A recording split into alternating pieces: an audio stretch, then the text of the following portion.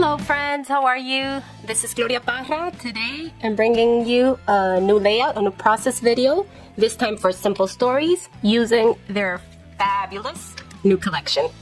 Okay, this is a gorgeous Halloween collection called FaBOOlous. And it is stunning, friends. Look at that, little ghosts.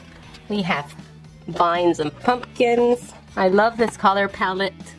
I think it's very different to the colors that we're used to. So I love the pink. I'm a very pink girl, so I love that it incorporates pink in this collection, and it's beautiful. I'm really excited to start creating with it. Here we have some of the embellishments. My favorite, the foam stickers and the chipboards. I have some of those that are already open. So let's start with this layout. I will be using their frame, their chipboard frame. I have a 4x6 photo of my daughter and my nephew. Okay, so I'm gonna be using it as a vertical element, and I'm gonna add a couple photos there. I love creating multi-photo layouts. So let's start with this. Okay, now my chipboard frame is adhered, and I've cut this pattern paper at 9 by 9 if I'm not mistaken. Okay, sorry, 10 by 10 inches. And I'm using a white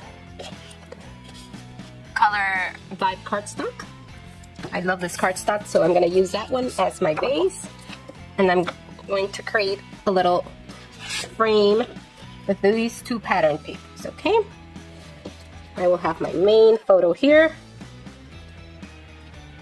I don't mind that these little banners says Halloween, like coming from Halloween fun, coming from the top.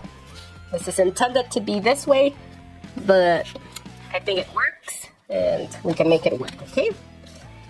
So let's cut this pattern paper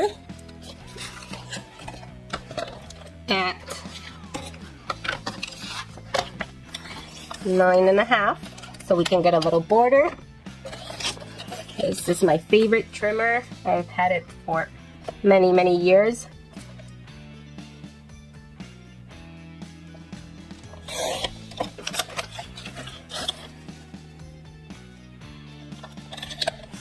Okay, we can come and see how this looks. You want a little border on the 4 sides. That's it. Let's come here. You know me, I don't adhere instantly. I wait until I'm very sure that's what I like, that things work how I want them to work. And I want to add 3 photos here, okay? I love these pictures of my daughter with the little grades. This one says, "Here rests my will to study." These were very funny. Here I have, I'm not sure if I'm gonna use a photo of us together, or I cut from one of the cut aparts pattern paper. This little tag that I really liked for my journaling. I would like to add it maybe here, okay? Okay friends, let me tell you what has happened here. I decided to change my background paper, the white one, the white color by cardstock, for this pattern paper. It's like a greenish color that's really beautiful, and I love how this looks. I love patterns, so something was missing on my layout, and I think changing the background made all the difference. Okay, so well, you know, you go changing while you're creating, so I wanted to keep the process of the first part, you know, the using the white cardstock. So you can see that sometimes you change your mind in the middle of the process. Okay, I've also decided to change. I had one more photo here, and I thought that looked a little, made my layout look too crowded, like too busy. So I decided to take that photo off and add a journaling spot here. This is a 3x4 element from the bits and pieces, the journaling bits and pieces. So that's what my layout will start the base of my layout, okay? Okay friends, I've added a little stitching, white machine stitching to my border. And now I will add my double-sided adhesive. Sorry for this noise. I just want to make sure I'm adhering it really well. Okay, I'll stand up for this. You know me, I just eyeball things, but if you prefer, you can help yourself with the ruler. And we need 1.5. 1.5 on every border, okay? Yes.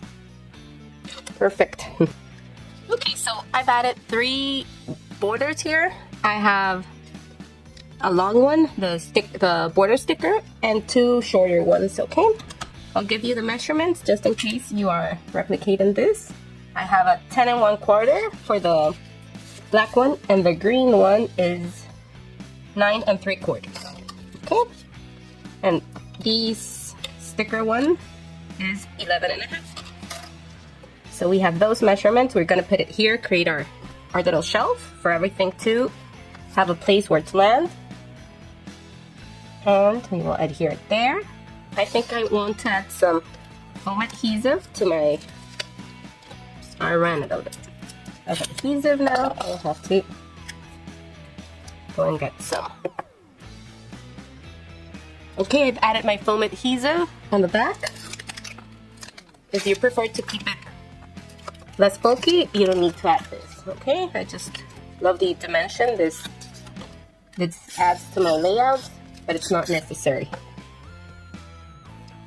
Okay, so I have everything adhered now. I have like my basic elements adhered, my photos, journaling spot. I need to adhere my title, and I want to start creating my 3 embellishment clusters. Okay, I will create one here, I believe one here, and one at the top. Okay, I don't want to adhere this one yet until I'm very sure of my embellishment placing. Okay, so let's start. I found this little journaling spot that I want to place up here just to fill that space a little. I also want to add some, I love flowers, and the florals in this collection are stunning, so I want to take advantage of that. Okay, I want to create a little scene here. I love creating scenes. And this one. So I'm gonna have a floral embellishment in my 3 spaces. I want I'm not sure, a grave. And since there were graves everywhere that day, I want to have one. And I was thinking of including my little mummy here. Okay, so I thought of adding a little skeleton here. Since my nephew is dressed as a skeleton, I have my little mummy there. I have my top like little cluster, and I think that's it. I was also considering to add the spectacular up here, but I think that's just too much. If you think this is too crowded, maybe you could replicate the layout without the little monsters here. But I adore them. They're so cute, and I think like they really go with my layout here in my pictures. So that's it. That's how I'm gonna place my embellishments and adhere everything, okay?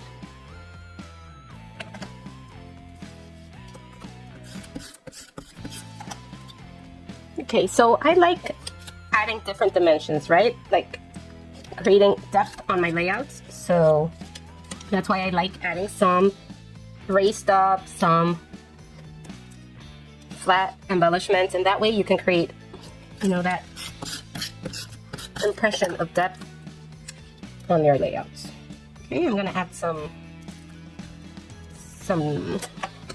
of this foam adhesive, and that way I can raise some things up and have them create more shadows and dimension. Oops, that's way too big.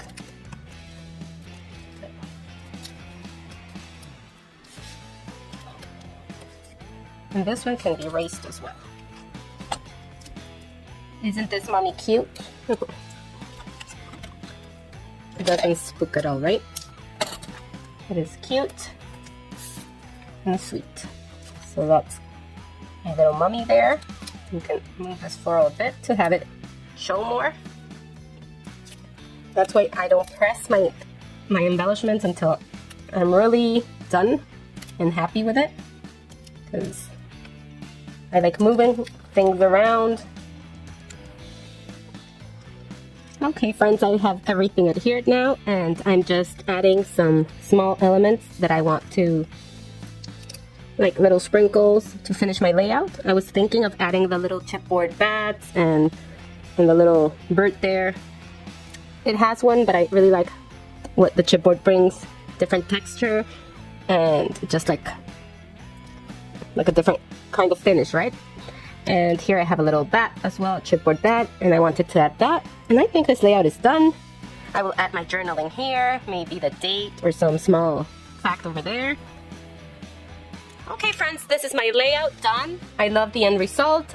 I love that I got to include a couple photos, and if you want to, you can include one more here, and that's 4 photos in total. Thank you very much for stopping by. I love having you here. I hope you have enjoyed it, and if you like this video, please give it a thumbs up, and don't forget to subscribe. That way you don't miss any of my process videos. Thank you very much for stopping by, and see you the next time. This was Gloria Parra for Simple Stories. Bye-bye!